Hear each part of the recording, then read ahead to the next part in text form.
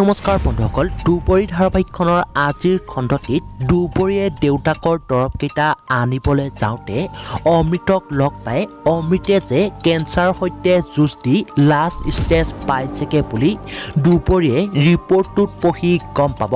আৰু অমৃতৰ লগত দুখৰ কথাবোৰ পাতি আহি থাকোঁতে সমুদ্ৰই দেখা পাব আৰু সমুদ্ৰই ঘৰত আহি কিয় দৰৱকেইটা আনোতে দেৰি হ'ল বুলি দুপৰীক সোধাত অমৃতে কেঞ্চাৰ হোৱা বুলি কাকোৱে ক'বলৈ মানা কৰি থোৱাৰ বাবে লগৰ এজনীক লগ পালোঁ বুলি মিছাকে ক'ব। এতিয়া বাৰু দুপৰীয়ে যে ইমান মিছাকে কোৱাৰ বাবে সমুদ্ৰই কল্যাণীয়ে কোৱা কথাটো দুপৰী আৰু অমৃতক সন্দেহ কৰিবলৈ বাধ্য হ'ব নেকি, জানিবলৈ পাব আজিৰ খণ্ডটিত। আৰু আনফালে কল্যাণীয়ে যে ৰুদ্ৰক পলাই থাকিবলৈ খবৰ দিয়াটোক লৈ মাকে কল্যাণীও যে জড়িত আছে বুলি সন্দেহ কৰিব।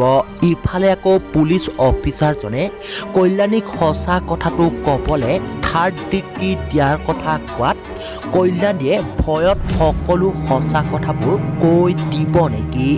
গতিকে এই সকলোবোৰ জানিবলৈ চাওক দুপৰী ধাৰাবাহিকখনৰ আজিৰ সম্পূৰ্ণ খণ্ডটি।